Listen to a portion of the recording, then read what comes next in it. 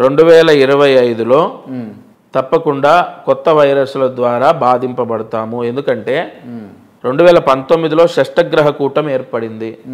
తద్వారా అనారోగ్య సమస్యలు, తద్వారా భూకంపాలు, అగ్ని ప్రమాదాలు, అలాగే అంతర్యుద్ధాలు ఇవన్నీ జరిగాయి. అలాగే మళ్ళీ మనకు షష్టగ్రహ కూటమి 2025లో వస్తుంది. కాబట్టి కొత్త వ్యాధులతో ఇబ్బందులు పడడం, వ్యాధుల యొక్క అంటే వ్యాధుల ద్వారా విపరీతంగా మనం మందులకని డాక్టర్లకని డబ్బు ఖర్చు పెట్టడం, అలాగే ఈ భూకంపాలు ఇత్యాది ప్రకృతి సంబంధితమైన విపత్తులు తప్పకుండా 2025లో ఉంటాయి. ఓకే, మనం నిన్న మొన్న చూస్తే కొన్ని వీడియోలు చూసినాము. అనంతర్ శ్రీరామ్ ఐడియా ఉందా? లిరికిస్ట్. అవునండి, రైట్. ఈయన కొన్ని వ్యాఖ్యలు చేసిండు, కర్ణుడు అంత పెద్ద గొప్పవాడు కాదు అని అన్నట్టుగా. మీరు ఈ వ్యాఖ్యల్ని ఒక పండితుడిగా ఎట్లా చూస్తారు?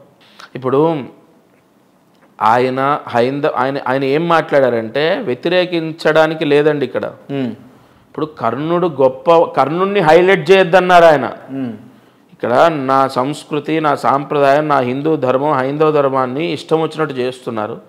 ఒక పోస్టర్ రిలీజ్ చేసి ఒక దేవీ స్వరూపాన్ని కించపరిచారు. ఇష్టం వచ్చినట్టు మీరు ఇప్పుడు జ్యోతిష్యాన్ని ఇష్టం వచ్చినట్టు మాట్లాడినట్టే ఇప్పుడు ఒక హద్దు పద్దు లేకుండా వెళ్ళిపోతుంది. ఇప్పుడు ఎక్కడ ఏ స్థాయికి వచ్చిందంటే సిగరెట్లు తాగే పరిస్థితికి వచ్చింది దేవతలు. అంటే నీ ఇష్టం అసలు. ఇది ఈ ఋషి వాంగ్మయం. ఇది ఎలా పడితే అలా. నువ్వు లాస్ట్లో ఏం చేస్తావు? తిట్టేదంతా తిట్టి చేసేదంతా చేసి లాస్ట్లో ఒక దేవుడి గురించి ఒక సీన్ పెట్టేసి నీ పని నువ్వు చేస్తావు. అంటే ఇక్కడ ఒకటి ధర్మం ఎలా ఉంది, మన పురాణాలు ఎలా ఉన్నాయి, వాటిని హైలైట్ చేయాలి. కర్ణుడు గొప్పవాడు, బట్ ఇక్కడ ఏం జరుగుతుంది? కర్ణుడే గొప్పవాడు అన్నది రావద్దు. ఆయన కానీ మేమందరం మా ఆవేదన ఏంటంటే కర్ణుడు గొప్పవాడు కాదని కాదు, కర్ణుడే గొప్పవాడు కాదు.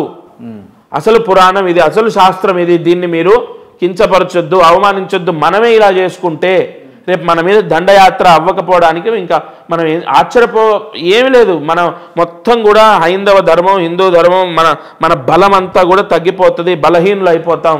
ఆశ్చర్యపోక్కర్లేదు వేరే వాళ్ళు వచ్చి మనల్ని అంటే అన్న వాళ్ళ చర్చ అంతా కూడా అదే మన జరిగింది. అంటే ఇప్పుడు అనంత శ్రీరామ్ యొక్క మాటలను మీరు ఏ విధంగా స్వీకరిస్తారు? అంటే ఓకే ఆయనను మీరు అగ్రి చేస్తురా? ఇక్కడ ఒకటండి, ఆయన మాట కఠినంగా ఉండి ఆయన ఇష్టం వచ్చినట్టు మాట్లాడితే దాన్ని నేను ఎందుకు ఓకే చేస్తాను? చెప్పే విధానంలో అనేకం ఉంటాయి. ఇప్పుడు క్రాంతి ఉన్నారు, ఒక క్వశ్చన్ అడిగారు, నేను చెప్పే విధానం అనేకం ఉంటాయి. ఇప్పుడు మీరు ఇందాక అడిగారు వేణుస్వామి గురించి. నేను ఇష్టం వచ్చినట్టు ఎప్పుడు ఏం మాట్లాడలేదు, ఇవాళ కూడా ఏం మాట్లాడలేదు. అక్కడ నేను ఏమని చెప్పా? మీ పక్క వాళ్ళ గురించే తెలియదు, మీరు ప్రపంచం అంతా ఎందుకు మాట్లాడతారని అన్నా. అలా అనంత శ్రీరామ్ గారు ఏం చేశారు? విపరీతం అగ్రెసివ్గా మాట్లాడారు. నేను హిందూ ధర్మంలో, హైందవ ధర్మంలో, లేదంటే మన భాగవత మహాభారత పురాణాల్లో, మన ఋషి వాంగ్మయంలో ఉన్నది ఉన్నట్టుగా చూపించడం కావాలన్నది నా కోరిక. ఆయన మాటను నేను గౌరవిస్తానంటే కొన్ని కఠినంగా దుర్భాషలాడేదైనా మాట్లాడితే దానికి నేను సై అనను. ఆయన దారిలో నడుస్తాను కానీ ఆయుధాలు పట్టుకున్నాడు అంటే నేను యుద్ధంగా నా వే ఆఫ్ ఎక్స్ప్లెనేషన్ ఎలా ఉంటుందంటే ఎక్కడ దేహి అన్నట్టుగానే నేను వ్యక్తం చేస్తాను. ఆయన మాటలకు నేను జై అంటానా సై అంటానంటే మాత్రం నేను కలవకపోవచ్చు. రేవంత్ రెడ్డి జాతకం ఎట్లుందండి ఈ సంవత్సరం? రేవంత్ రెడ్డి గారిది అద్భుతంగా ఉంది. మార్చి తర్వాత ఇంకా బాగుంది. కానీ వ్యతిరేకత బాగా వస్తుంది మరి అద్భుతంగా ఉంటాయి. జనవరి 21 తర్వాత రాదు. జనవరి 21 ఇది రికార్డ్ అవుతుంది కదా. 21 అంటే ఇంకా కొన్ని రోజులే ఉంది. తర్వాత ఆయనకు విశేషమైనటువంటి రాజకీయ యోగాన్ని ఇచ్చే గ్రహం యాక్టివేట్ అవుతుంది. బాగుంటుందా? అంటే ఇక ముఖ్యమంత్రి మారడు అటువంటి 2025లో అసలు మారటం ఉండదు, వ్యతిరేకత ఉండదు ఆయనకు.